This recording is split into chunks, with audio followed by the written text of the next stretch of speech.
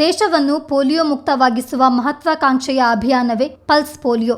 5 ವರ್ಷದೊಳಗಿನ ಪ್ರತಿಯೊಂದು ಮಗುವಿಗೂ 2 ಹನಿ ಪೋಲಿಯೋ ಲಸಿಕೆ ನೀಡುವ ಮೂಲಕ ಭವಿಷ್ಯವನ್ನು ಸುರಕ್ಷಿತಗೊಳಿಸುವ ಕಾರ್ಯ ದೇಶಾದ್ಯಂತ ನಡೆಯುತ್ತಿದೆ. ಪೋಲಿಯೋ ಒಂದು ವೈರಸ್ನಿಂದ ಉಂಟಾಗುವ ಅಪಾಯಕಾರಿ ಕಾಯಿಲೆ. ಇದು ಮಕ್ಕಳ ನರಮಂಡಲದ ಮೇಲೆ ದಾಳಿ ಮಾಡಿ ಶಾಶ್ವತ ಅಂಗವೈಕಲ್ಯಕ್ಕೆ ಕಾರಣವಾಗಬಹುದು. ಆದರೆ ಕೇವಲ 2 ಹನಿ ಲಸಿಕೆಯಿಂದ ಈ ಕಾಯಿಲೆಯನ್ನು ತಡೆಗಟ್ಟಬಹುದು. 5 ವರ್ಷದೊಳಗಿನ ಮಕ್ಕಳಿಗೆ ಪಲ್ಸ್ ಪೋಲಿಯೋ ಹನಿ ನೀಡುವ ಮೂಲಕ ಕೊಡಗು ಜಿಲ್ಲೆಯಾದ್ಯಂತ ಭಾನುವಾರ ಚಾಲನೆ ದೊರೆಯಿತು. ಸೋಮವಾರಪೇಟೆಯ ತಾಲೂಕು ಆಸ್ಪತ್ರೆಯಲ್ಲಿ ಶಿಶುಗಳಿಗೆ ಪೋಲಿಯೋ ಹನಿ ನೀಡಿದ ಶಾಸಕ ಮಂತರ್ಗೌಡ ಕಾರ್ಯಕ್ರಮದ ಮಹತ್ವದ ಕುರಿತು ಸಂದೇಶ ಸಾರಿದ್ರು. ಜಿಲ್ಲಾ ಕೇಂದ್ರ ಮಡಿಕೇರಿಯಲ್ಲಿ ಪೋಷಕರು ತಮ್ಮ ಮಕ್ಕಳನ್ನು ಬೂತ್ಗಳಿಗೆ ಕರೆತಂದು ಲಸಿಕೆ ಹಾಕಿಸುತ್ತಿದ್ದ ದೃಶ್ಯ ಕಂಡುಬಂತು.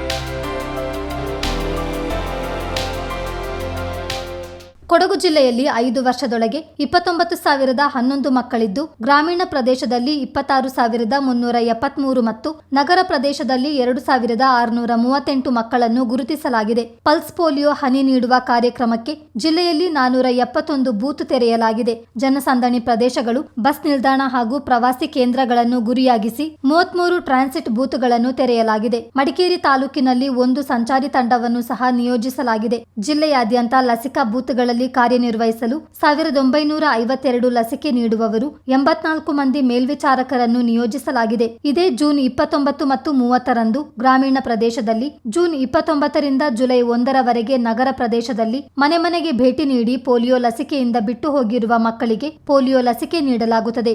ಭಾರತವು 2014ರಲ್ಲಿ ಪೋಲಿಯೋ ಮುಕ್ತ ರಾಷ್ಟ್ರ ಎಂಬ ಹೆಗ್ಗಳಿಕೆಗೆ ಪಾತ್ರವಾಗಿದೆ. ಆದರೆ ನೆರೆಯ ದೇಶಗಳಲ್ಲಿ ಇನ್ನೂ ಪೋಲಿಯೋ ಪ್ರಕರಣಗಳು ಕಂಡುಬರುತ್ತಿರೋದ್ರಿಂದ ಎಚ್ಚರಿಕೆ ಅಗತ್ಯವಾಗಿದೆ.